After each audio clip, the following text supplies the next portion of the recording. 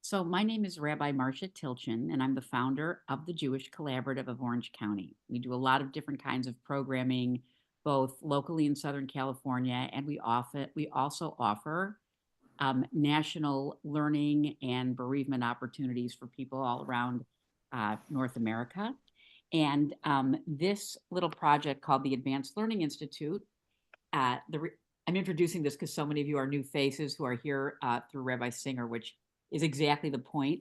We provide this platform on Monday mornings for really, gifted scholars who might not always have a chance to have a platform for their teaching. We sort of provide this space for people like Rabbi Singer to be able to um, share their Torah in wonderful different ways. And we work with about 6 or 7 scholars from Israel and North America. And so, if you are here with to learn with Rabbi Suzanne, but you enjoy this forum, I hope you'll get on our email list. I'll put a link in the chat so that you can receive emails about our upcoming Advanced Learning Institute scholars. We have some really exciting things this fall, but and so I'll just also say that this is anybody can come at any time. It's open, it's free. We are a voluntary donation supported organization. If you enjoy it, you'd like to make a contribution, that helps us cover our costs, but it's not required. And so without further ado, I'm going to turn this over to Rabbi Singer. Thanks, Marcia. So as I mentioned to a couple of you earlier, the book of Job is actually my favorite book in the Bible, which might seem surprising because it's not an easy book and it's not always a very cheerful book. So what I'd like to do is I'd just like to see if maybe 3 or 4 of you can tell me briefly why you're taking the class, what you're interested in knowing and learning from taking this class. So if anybody wants to volunteer to tell me. Don't be shy. I'm sure your reason is the reason that a lot of other people have. Okay. You can put it in the chat if you'd like, if that feels more comfortable, okay? So we're going to begin. We're going to take a look at a couple of people had asked me when the book was written, so they don't know. It's somewhere between the 3rd and the 7th century BCE. So that's a huge range, right? And it's a very complicated book, and it's got a lot of language in it that's very difficult to translate from the Hebrew. And it's really they think they're 2 pieces that were merged together, and we'll see why that makes things very different. There's a prologue and an epilogue that's written in prose. And everything in between, 38 chapters or whatever, is poetry that probably was separate from the prologue and epilogue. But then somebody decided to put them together, and that changes everything, as we'll see. So we're going to start. So we're going to look at the book of Job, obviously. And my pointer there, my pointer is disappearing. Okay, where is it going? No, I'm sorry, but there's something going on with my, oh, there. I can't get it to go to the next thing. Okay, great. Here we go. Okay, now these are the stories, the questions that we're going to be looking at. By the way, could people please mute themselves until they're ready to say something? Or I'll mute you there. That'll be better. So these are the questions I'd like you to think about. We're going to come back to them after we look at a bit of the book. So what do we think about Job's character? What do we get as a picture of God? And Mrs. Job, who doesn't have a name, is going to give Job some advice. Job is, in the Hebrew, described as tam, flameless. So this is also how Noah is described. So we'll talk a little bit about what that is all about. And we'll see that Job not only does everything right, as you may know, but he thinks maybe his kids have done something in their heads that might be blaspheming God. And so he offers burnt offerings just in case. And then we'll see how Job responds. So just, try to think about some of those questions as we go through this. Does anybody want to read? If anyone would like to read, happy to have you read. If not, I'll be happy to read. Anybody want to volunteer? Marcia? I'm happy to read. Okay, good. There once was a man in the land of Uz whose name was Job. That man was blameless and upright, one who feared God and turned away from evil. There was born to him 7 sons and 3 daughters. He had 7,000 sheep, 3,000 camels, 500 yoke of oxen, 500 donkeys, and very many servants, so that this man was the greatest of all people of the East. His sons used to go and hold feasts in one another's houses in turn, and they would send and invite their 3 sisters to eat and drink with them. So just quick look at this very beginning of the book. Anybody want to say anything about Job that you see here? Well, this just strikes me like as someone who might have been born into wealth. Okay. You're not hearing a rags to riches story or anything like that, but not that he's abusing it in any way. It's just Right. very interesting how simple this is. Okay, great, great. Jane? He sees God as God should be God is feared. Good, very good, very good. Anybody else want to say anything? So he's a wealthy man. That's one thing we can say. He's got a lot of camels and a lot of oxen, etc. Many servants. And, he's got kids and the whole thing. 7 sons. 7 is one of those numbers that's like a perfect number. Everything is going his way, right? Okay. Go ahead, Marcia. Oh, you're muted. And when the feast days had run their course, Job would send and sanctify them, and he would rise early in the morning and offer burnt offerings according to the number of them all. For Job said, "It may be that my children have sinned and cursed God in their hearts." This is what Job always did. One day the heavenly beings came to present themselves before the Lord, and Hasatan also came with them. God said to Hasatan, "Where have you come from?" And Hasatan answered God, "From going to and fro on the earth, and from walking up and down upon it." So let me just say here. So again, we see this idea that maybe his sons did something wrong in their heads. Sort of remember Jimmy Carter, who lusted in his heart. He never did anything about it, but that was considered a sin. Anyway, he's really, as Jane said, he's really worried about God in some way. He's afraid. He really wants to do everything absolutely right, including any possibility that something might, happen internally to somebody. Okay, there are 2 people I'm going to call in one moment. Thank you for raising your hand. I want you to also know that Hasatan is not the devil. Okay, Hasatan is the prosecuting angel. So it is not the devil, even though that's sort of what the word has become. But this is the prosecuting angel who goes around the earth and reports back to God. Okay, I'm gonna stop sharing for a second and have Yehudi, please go ahead. Yehudi? Muted myself. I think he's worried about his sons because all they do is eat, drink, and feast all day long. Oh, that's interesting. Basically, that is certainly not what we'd expect Abraham's children or Isaac's children or Jacob's children to be doing. Basically, you get the feeling that they're living off their father's wealth. And of course, if you're living in that kind of a way where we have around the feast, each son has it for one day of the week, 3 daughters go to everyone, and 10 people. Of course, they're going to come up with thoughts that they shouldn't come up with. I mean, he's only being sensible given the setup. Oh, that's very, very interesting. Yes. Thank you for that comment, Sylvia.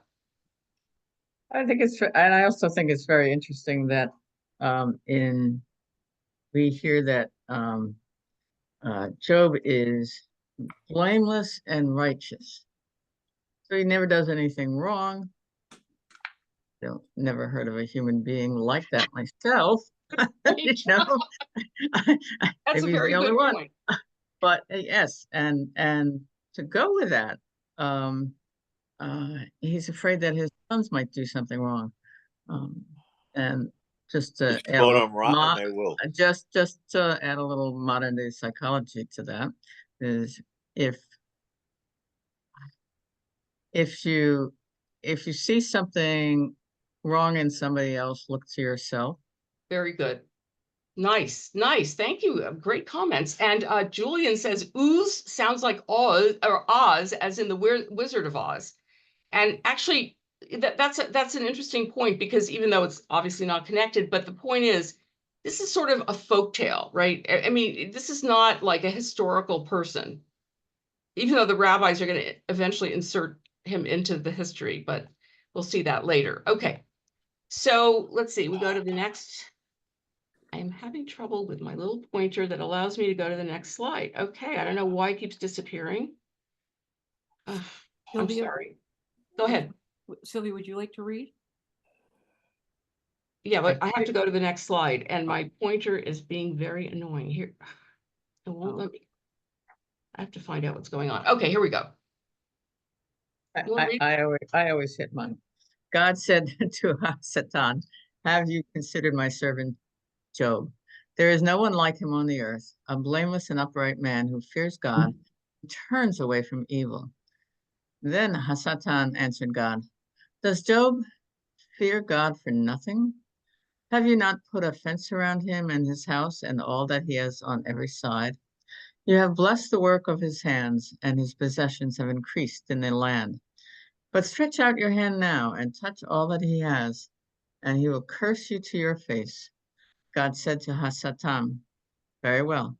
All that he has in his, all that he has is in your power. Only do not stretch out your hand against him." So Hasatan went out from God's presence. So Diane just asked me in the chat how I know it's not a real person. It's the way it's told. It's sort of this very folktale kind of genre. And yeah, I don't think there was a real guy like this. As Sylvia said, is there such a person who's so perfect out there? Marcia? Yeah, I was just gonna say that, you know, like in books like this, um, these are in many ways Job in a different kind of way, like Ruth is almost like is a fairy tale prototype where just you, you know not, nothing is all black and white, but it really does appear that life came very easy to this person, and we all like know people who look like that's what life is all about. Maybe it is true for more people, but I do think that Joe is a really important is an important prototype that but isn't really a a specific human being at a certain time in the world. Particularly, you know this from what happens at the end. It's almost like fairy tale on steroids in a way. Yeah, yeah. Now, tell me what you think God is doing here. Somebody tell me what's God's motivation here? What is God trying to figure out? Carol, I saw you unmuted yourself. Does that mean you have an answer? It actually said the host asked me to unmute myself. No, let me think about this. Okay, okay. But it is unusual how quickly and easily God acquiesces here. Well, wait, but before God acquiesces, what is he? I mean, not he. What is God trying to do here? Is God maybe trying to see if Job is as good as he seems? Because he is languishing in all this wealth. Okay, And maybe Job is too good to be true. okay, that's one possibility. Very nice. Sylvia, did you have another? Oh, go ahead. I believe that he's saying to Hasatan, now wait a minute. There's this guy named Job. He's great. Mhm. He is great. And Hasatan says, is he really great? And so, it's like Hasatan planting the seeds of doubt into God's mind. And what is the doubt? What is the doubt here? Well, the doubt is that it looks to me like if God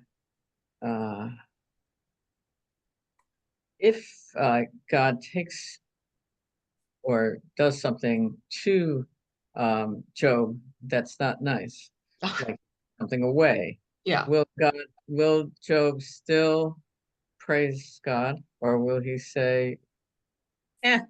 right. Jane, good. Jane? I was gonna say something similar. It's like, do people only fear God as long as everything's going well?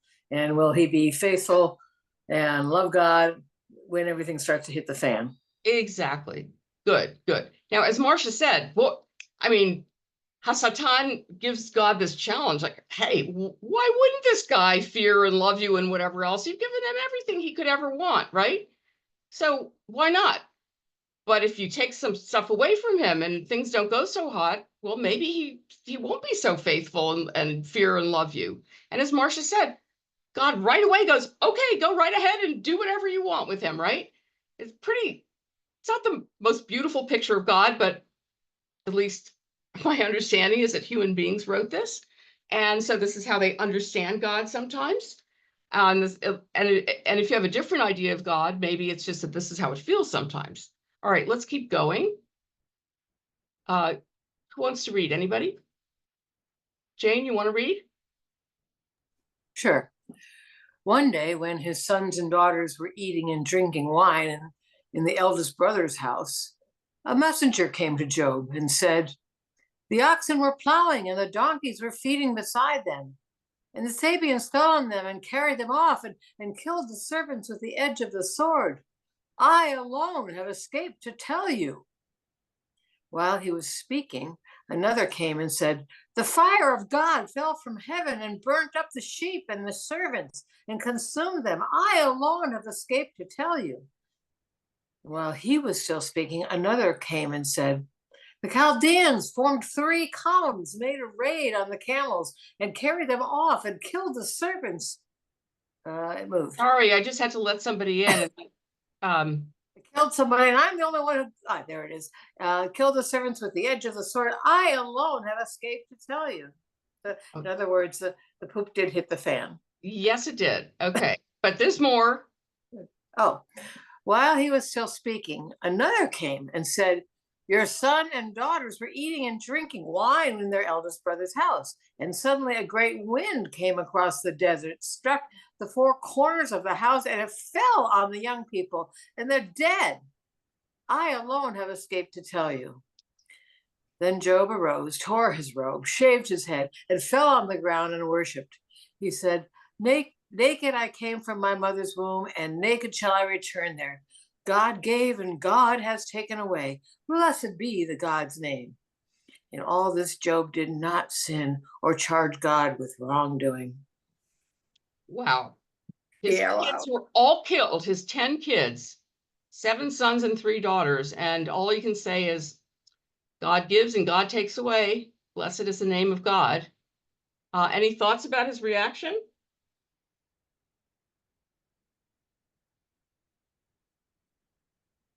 Is this how you would react if everything was taken from you, all your wealth and your children in one fell swoop? James, did you want Well, to? it does say that before he just sort of said, "This is what God happens." He said he does tear his robe and shave his head and fall on the ground. Okay, those are signs of mourning. Okay, so he's sad. Yeah.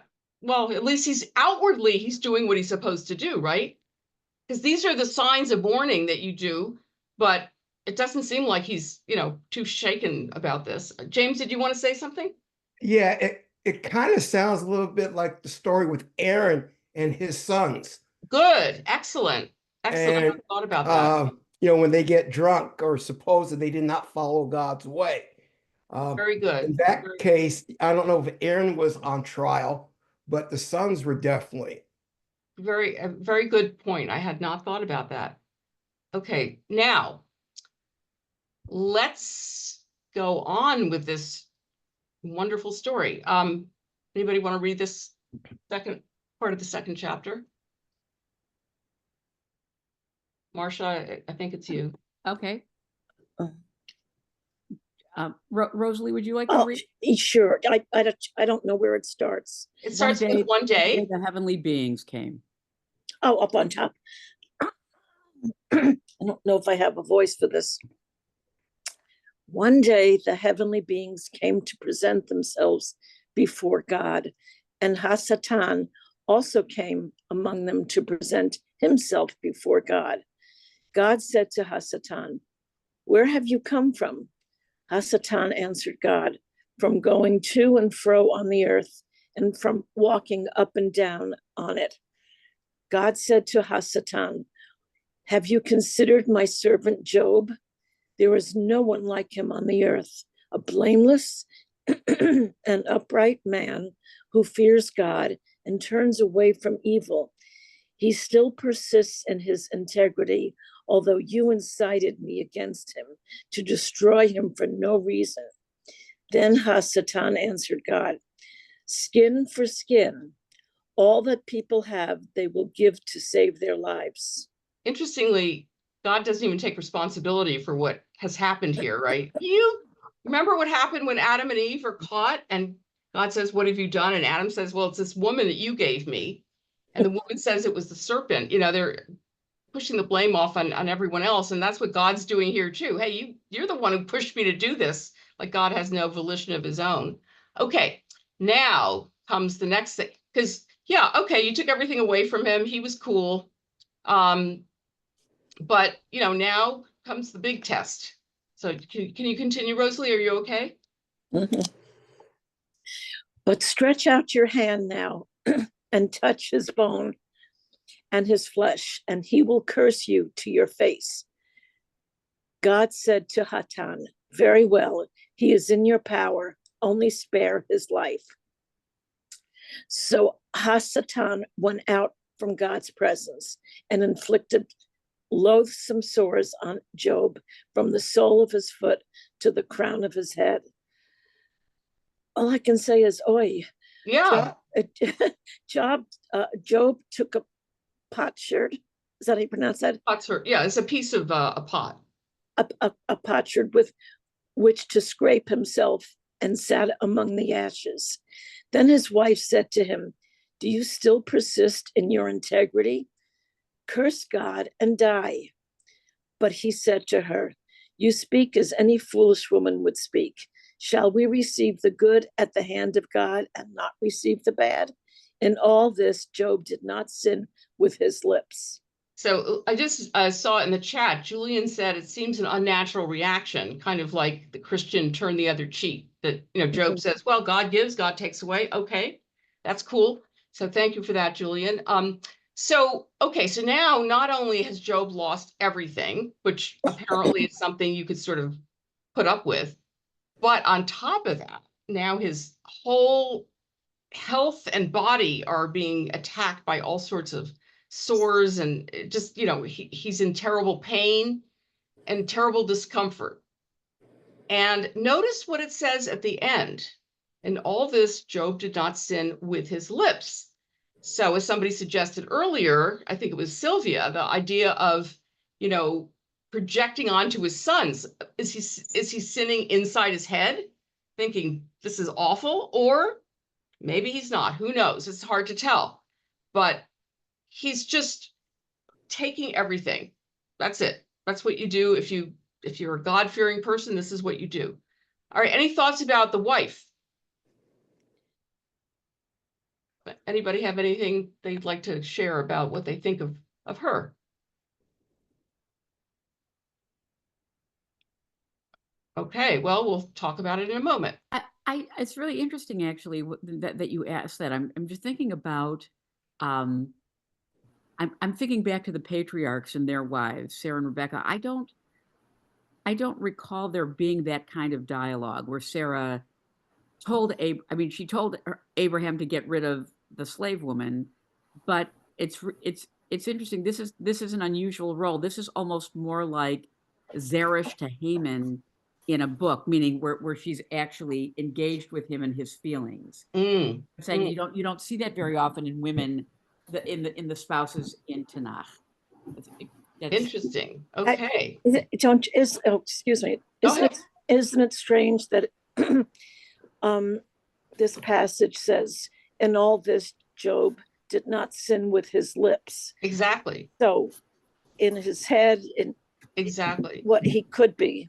Exactly. Exactly. Sylvia? Well, it seems to me that we're going through this whole dialogue of God and Hasatan, and Job is just the pawn. God is proving to Hasatan that he's got somebody on his side and who's Absolutely. Absolutely. Which is not a very beautiful portrait of God here. Correct. no. No, it's Now, not. let's see if I could torture someone and is this guy going to still love me? It's really very, very cruel in many ways. All right, now let's see what the friends are going to do when they come to visit him. Jane, you want to pick it up here?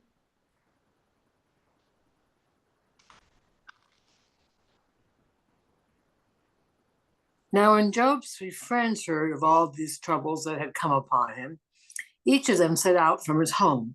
Eliphaz the Temanite, forgive my mispronunciation. No, you're fine. Bildad the Shuhite, and Zophar the Naamite, Nahamite, whatever.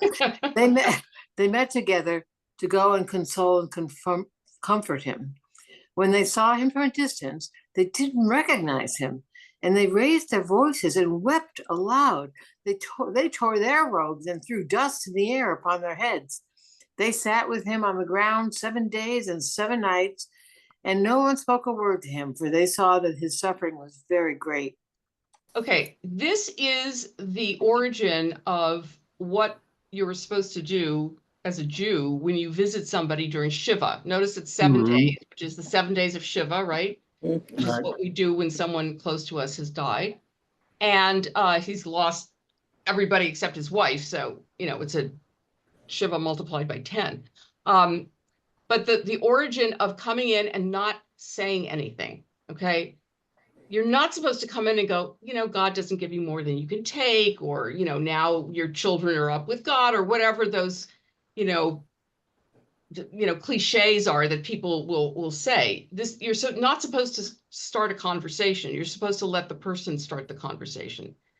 So this is what they do here, okay? Now, we're still in the prologue, okay? So let's look again at the questions. So we have a picture of Job, very pious, very, very much afraid of doing anything wrong. We have a picture of God that ain't so nice. God wants to prove that somebody can love God without any reward on the other end. Mrs. Job is saying, hey, curse God. What the hell's wrong with you? Don't just sit there like let God roll all over you. Interestingly, the word in Hebrew that describes Job is tam, which is blameless. And as I said earlier, that's also how Noah is described. Remember, Noah is the guy who's told by God that the world is going to come to an end. There's going to be a terrible flood and everyone will be killed except for Noah's family and a bunch of animals. What does Noah do in the story? He walks with God, and then he proceeds to build the ark at God's instructions. Right. Does he tell anyone else? Gee, maybe you should build an ark too? Right. So even though, right, he doesn't tell anybody. I mean, there's a lot of midrash on this. In some cases he does, in some cases he doesn't, whatever. But here is this guy who knows the world is coming to an end, who does this thing to save himself and his family, but who does not tell anybody that, hey, maybe you guys need to do something too. All right. So being blameless, it's not necessarily as good as it sounds, right? So we can sort of maybe make a connection. There's a lot of intra-biblical commentary this way. We'll see some other examples. And we talked about Job making burnt offerings for his children, just in case they blaspheme God. And then, we've got this response by Job, which is taking it. I take it. In fact, I think the Christians call Job this, man of patience, who just is perfectly okay with whatever happens to him, still loves God, still fears God. And what question do you think this book right now is trying to answer?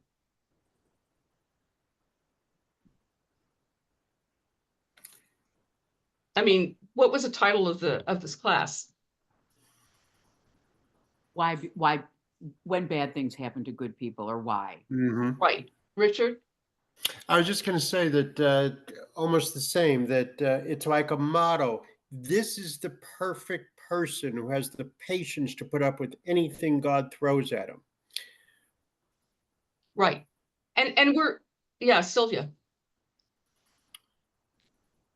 I'm sorry. I think that this may be a reason that Job is so popular among Christians. This is what you're supposed to do. And you and I talked about that for like a second before class, that Christians often are not taught to ask questions. And we are. We are taught to push back and ask anything we want and say, I don't like that. I mean, what do we do here? Which is why it's maybe for us not such an interesting book, because Okay, you know, nice, well, nice. Jane? I'm thinking about this whole blameless thing. Some people can't be blamed because of how they're positioned. You know, you can't go after them. It wouldn't relate to, it may relate to him not ever doing anything wrong or thinking anything wrong. But I'm also thinking about people who are blameless because they can't be blamed because of how they're positioned in this world. Can you give us an example? Well, like Trump saying I could do anything and you wouldn't be able to go after me. Okay. I So would never be blamed for anything. So you're saying Job is sort of positioning in that way that I'm wondering about that, if there's an understanding of blameless also. Because he was a powerful person, wealthy and all that stuff. Oh, I see what you're saying. Yeah. Marcia?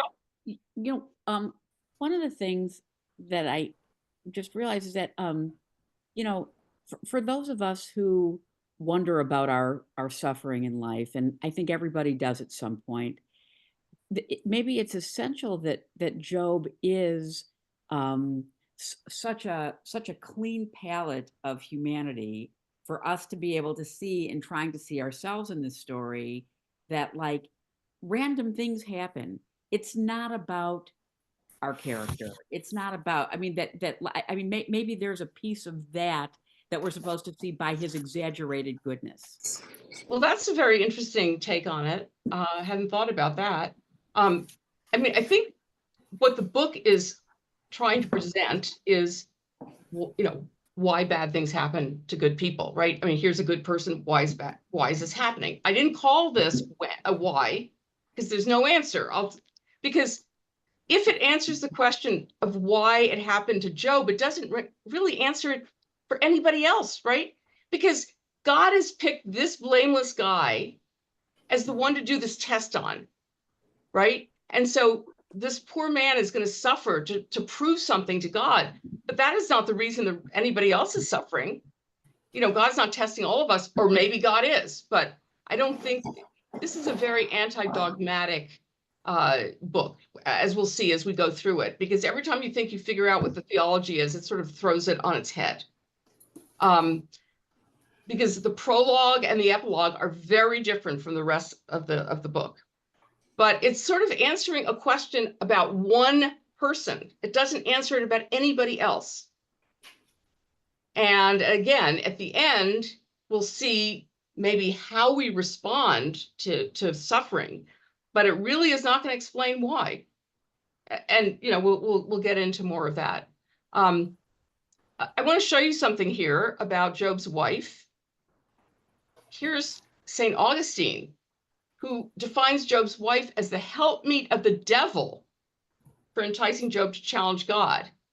And this is back to what a couple of you were saying, the idea that I don't want to say all Christians are this way. That's not fair, but certainly there is an element of, what, you challenge God when things happen? And frankly, in Judaism, it's okay to be angry at God. It really is okay. But in this first 2 chapters, there's no anger. It's all just about, this is just how things are. It's cool. Or at least that's what he says. And it's how he sort of, outwardly positions himself with the, the mourning symbols.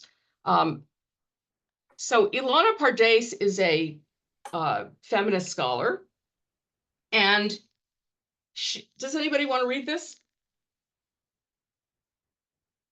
Okay, I'll read it. In all this, Job did not sin with his lips, right? The focus on Job's lips is curious and may intimate a certain discrepancy between Job's lips and his heart, right? Back to this idea that maybe his kids were sinning in their heart, and maybe Job was sinning in his heart. Pardes notes that Rabbi in the Babylonian Talmud interpreted the verse this way: with his lips he did not sin, but he did sin within his heart.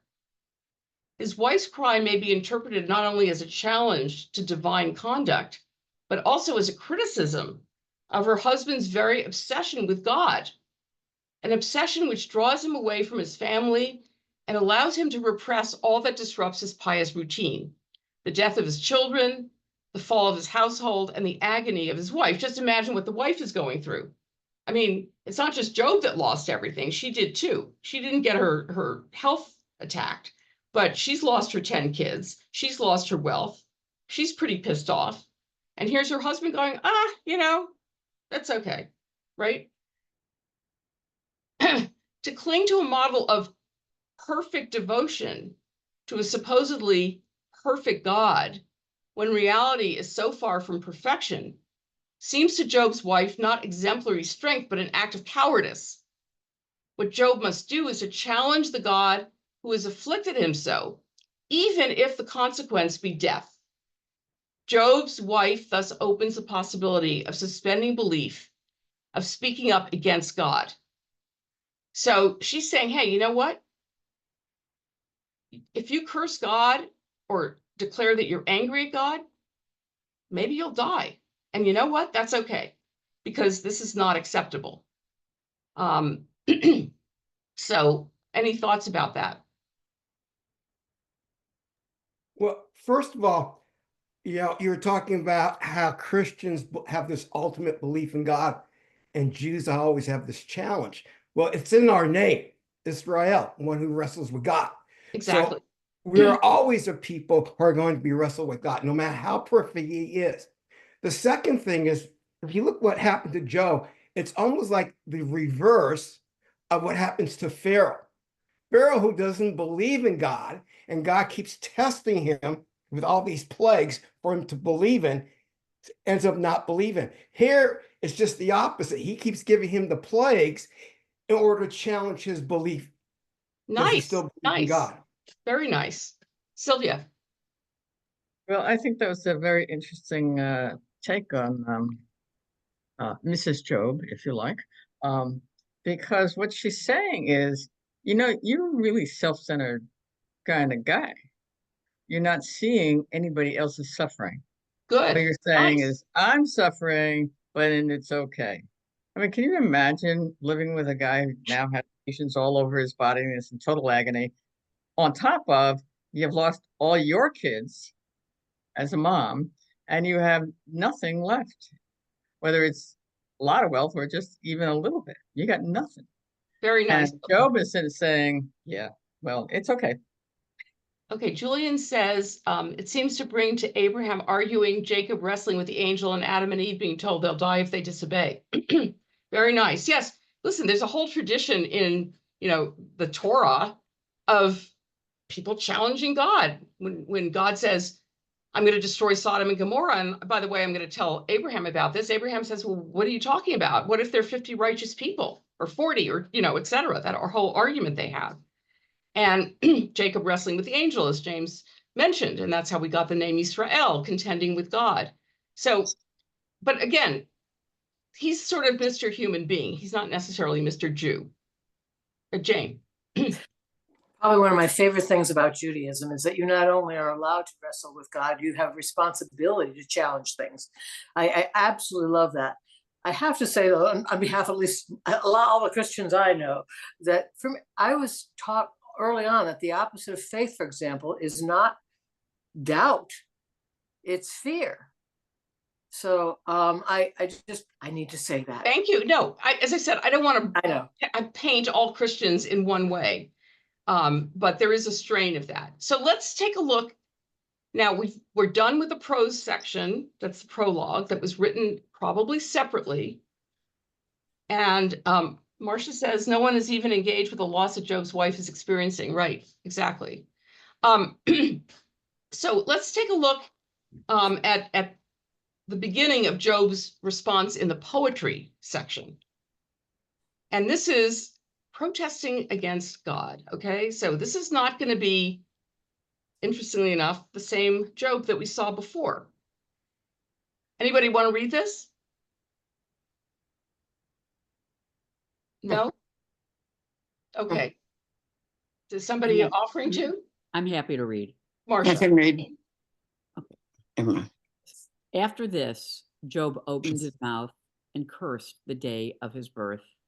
Job said, "Let the day perish in which I was born, and the night that said, a man-child is conceived. Let that day be darkness. May God above not see it, or light shine on it. Let gloom and deep darkness claim it. Let clouds settle upon it. Let the blackness of the day terrify it. That night, let thick darkness seize it. Let it not rejoice among the days of the year. Let it not come into the number of the months. Yes, let that night be barren. Let no joyful cry be heard in it. Let those who curse it, who curse the sea, let those curse it who curse the sea, those who are skilled to rouse up Leviathan. Let the stars of its dawn be dark. Let it hope for light, but have none. May it not see the eyelids of the morning, because it did not shut the doors of my mother's womb and hide the trouble from my eyes. Why did I not die at birth, come forth from the womb and expire, is conceived? Therefore, I will not restrain my mouth. I will speak in the anguish of my spirit. I will complain in the bitterness of my soul. Am I the sea or the dragon that you set a guard over me? When I say, my bed will comfort me, my couch will ease my complaint, then you scare me with dreams and terrify me with visions, so that I would choose strangling and death rather than this body. I loathe my life. I would not live forever. Let me alone, for my days are a breath. What are human beings that you have made so much of them, that you set your mind on them? Visit them every morning, test them every moment. For he crushes me with the tempest and multiplies my wounds without cause. He will not let me get my breath, but fills me with bitterness. If it is a contest of strength, he is the strong one. If it is a matter of justice, who can summon him? Though I am innocent, my own mouth would condemn me. Though I am blameless, he would prove me perverse. I am blameless. I do not know myself. I loathe my life. It is all one. Therefore, I say he destroys both the blameless and the wicked. Okay, so what's Job doing here?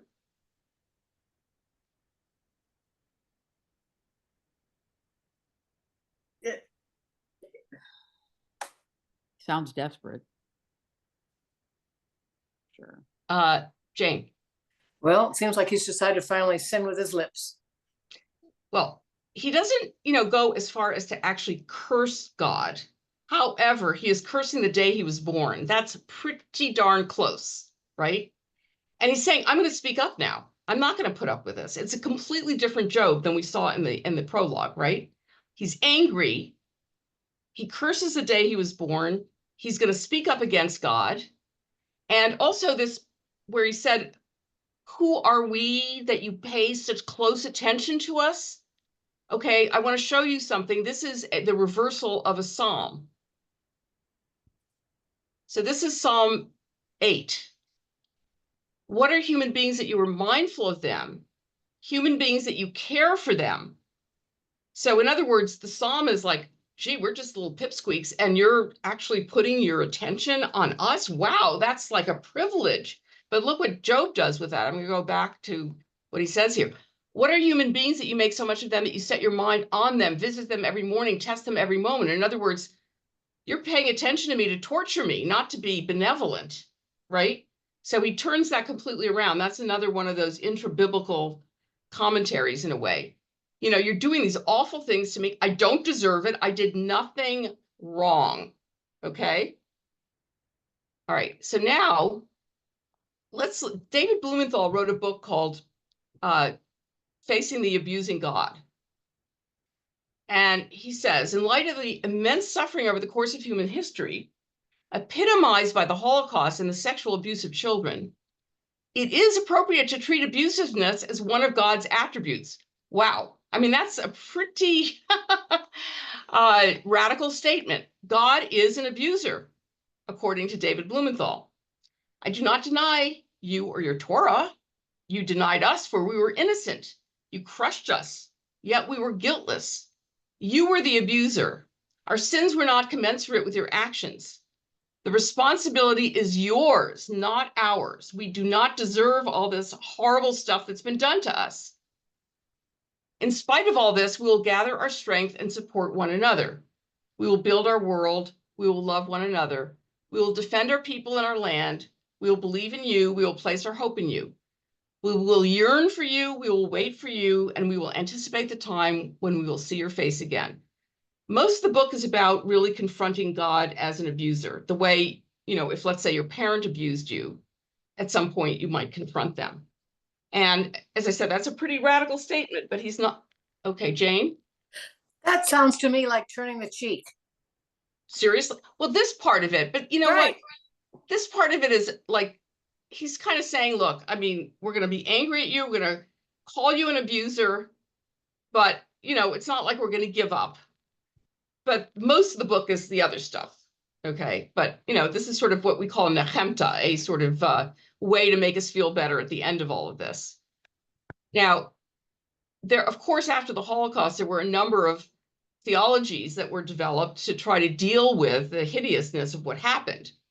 So Richard Rubinstein, who wrote after Auschwitz, says, no man can really say that God is dead. How can we know that? We don't. Nevertheless, I'm compelled to say that we live in the time of the death of God. This is more a statement about man and his culture than about God. I'm sorry it's so male-oriented, but that's what he wrote in those days. The death of God is a cultural fact. When I say we live in the time of the death of God, I mean that the thread uniting God and man, heaven and earth, has been broken. What he really says is God is, it's not necessarily saying there's no God. What he's saying is that God is almost irrelevant at this point because of what happened. You know, God broke the trust that God had between us and God, right? And because of the Holocaust, and then of course, you know, you could add October 7th, you could add, you know, as you know, David Blumenthal says, sexual abuse of children, trafficking of people. I mean, all the awful things that go on in the world. How is that possible if God is benevolent, if God is good, if God is all powerful? There's something wrong here, right? Okay, I'm going to just go into a couple other ones and we'll discuss it. Emil Fackenheim has a different response to Holocaust. He says that we need, so, you know, traditionally there's 613 commandments in the Torah. So he says there's a 614th commandment, which is not to give Hitler a posthumous victory by abandoning Judaism, right? We're commanded to survive as Jews, lest the Jewish people perish. So these are responses to suffering that is, you know, obviously very different in different cases. One is we're going to yell at God and tell you're an abuser. This guy says we're not going to give up on Judaism just because all these awful things have happened. We're commanded to remember the martyrs of the Holocaust. We're forbidden to deny or despair of God, however much we may have to contend with God or with belief in God, lest Judaism perish. So again, we want to preserve God and our relationship with God, but that doesn't mean we turn the other cheek. We contend with God, but we're forbidden to despair of the world as a place which is to become the kingdom of God, lest we help make it a meaningless place in which God is dead.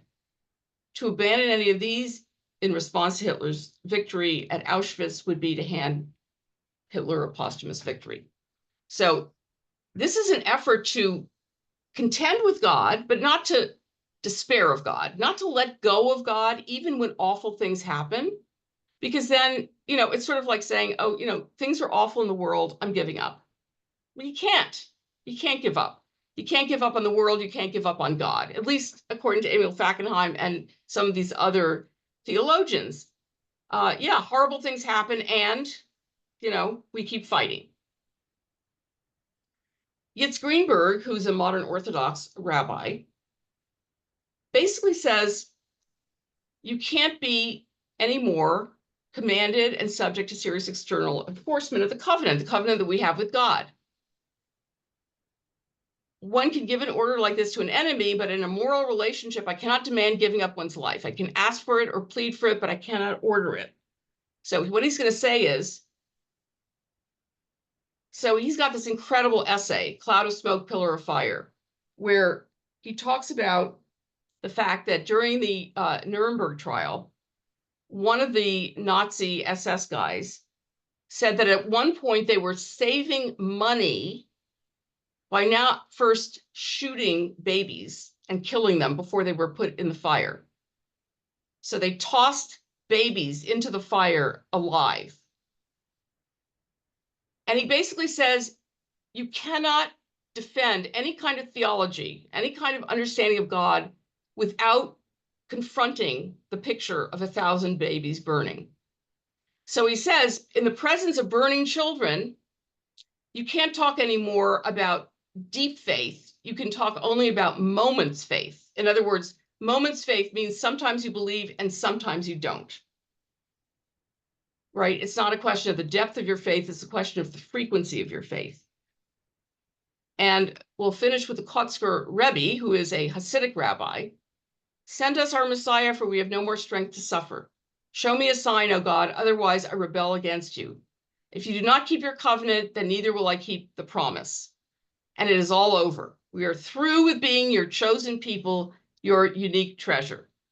So what I want to show you with all of these, and I'm trying to get my thing to work so I can stop sharing, but it will not let me do it. Okay, is it? Okay, here we go. So what I'm trying to show you with all of this is suffering is obviously part of what we've all experienced in our lives, some more than others. And how do you deal with it? Do you deal with it by saying, hit the other cheek now? Do we deal with it by saying, I'm outraged and angry and, that's it?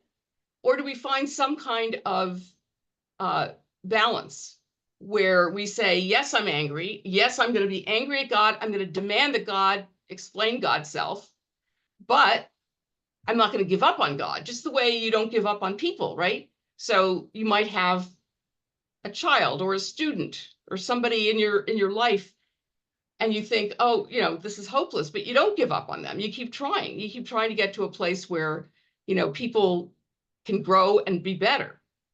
Let me just look at a couple things in the chat here. So Diane says, Blumenthal unfortunately makes no space for the free will and participation of human beings in the unfolding of events. Good point. It's not all God's fault. Although you could say, why did God create human beings to be so hideous? But yes, we have free will, and so we have to take some responsibility. Good point. I'm thinking of Heschel's ideas regarding humans continuing to create the world in partnership. What happens to us is not entirely God's responsibility. Good point, Diane. Very good point. Julian says, sadly, today it talks to extreme versions of Islam under Hamas as a new instance of you can't be religious and burn babies. Yeah, they're different. Hamas is messianic, right? We want to eventually get to the place where we have, the perfect world, which would be a caliphate all over the place. And so sacrifices today are necessary.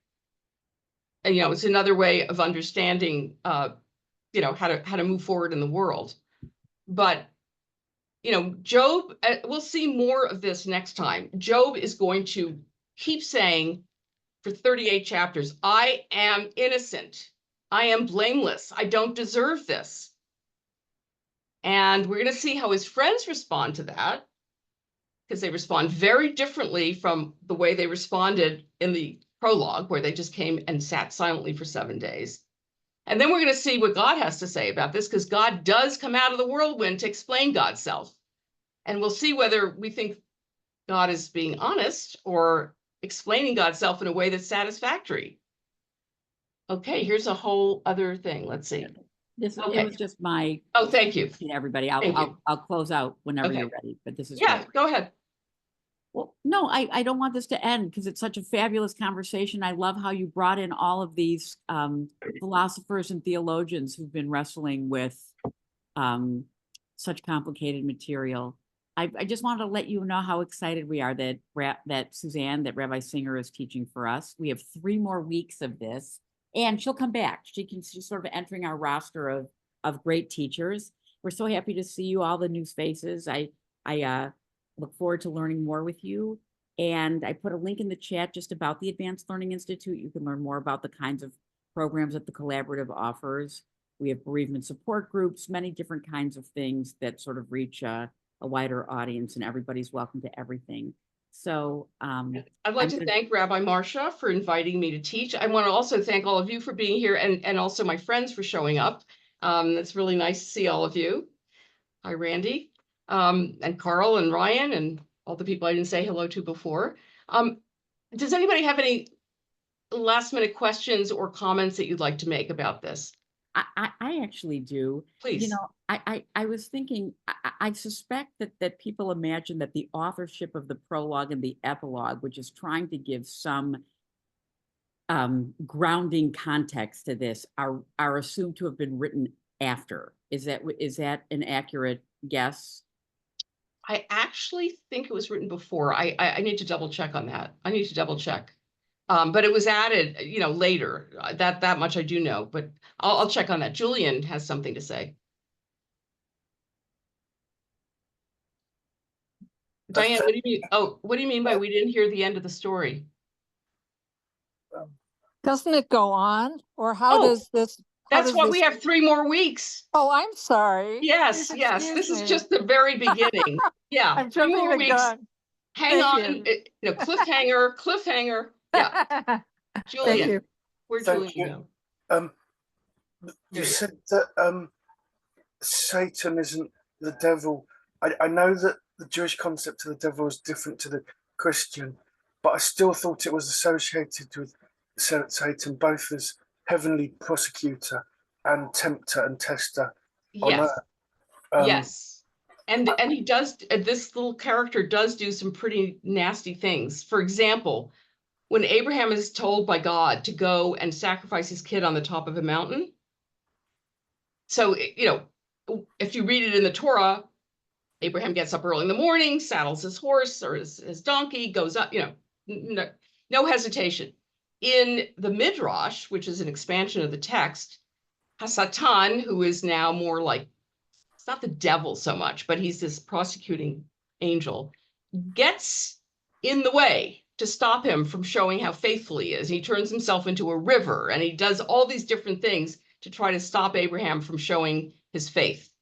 So he does nasty little things. He also, like, after this whole experience of Abraham almost killing his kid, we have another wife who is not in on the whole thing. So the next Torah portion, Sarah is dead.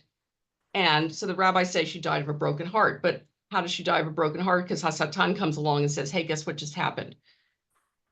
So, yeah, he's sort of, you know, not the devil per se, the way Christians see him, but he is definitely a troublemaker. Yeah, yes. I still thought we thought of him as the devil, unless you mean the angel of death would be the devil. But I did hear the 2 characters are linked to each other somehow. And we don't call him the devil. He's more like Oh, I the see. Joker in Batman. There you go. Let's end on that note. I guess we're just talking semantics then. I didn't realize it was that straightforward. Yeah, I think it turned into something else for Christians. You know, Oh, like yes, a guy with a pitchfork and the tail and the whole thing. Right? No, Jane. Jane is from the UCC, the very liberal end of. She happens to be a minister, so she's being modest. But yeah, she's from the more liberal end of Christianity, so they don't have quite the same, you know, sort of doctrinaire way of understanding their religion. Do you want to say something about the devil? No. Okay, I'm going to look into a couple things. I will look into your question, Julian, and see how Hasatan became that little red devil. And I'll just also say that if you have friends and colleagues who you think might really appreciate this class in particular, this has been recorded, as you can see. In fact, I'm going to stop the recording now. And I'm going to unFacebook us right now. I'm going to stop Facebooking. So people can watch this and pick up next week. So please share this class with Rabbi Singer, because I think a lot of people would find it very interesting. So thank you. And Suzanne, you'll share the slides so that people can, we'll attach them to the recording. Are you comfortable doing that? Sharing Absolutely. I will. I was just going to say, I can send the slides out. So, that way. Send them to me and they'll be I on the will. recording, and that way anyone can access the archive. Great. Great. All Great. right. Have a wonderful See you next week, I everybody. hope. Thank you. Bye.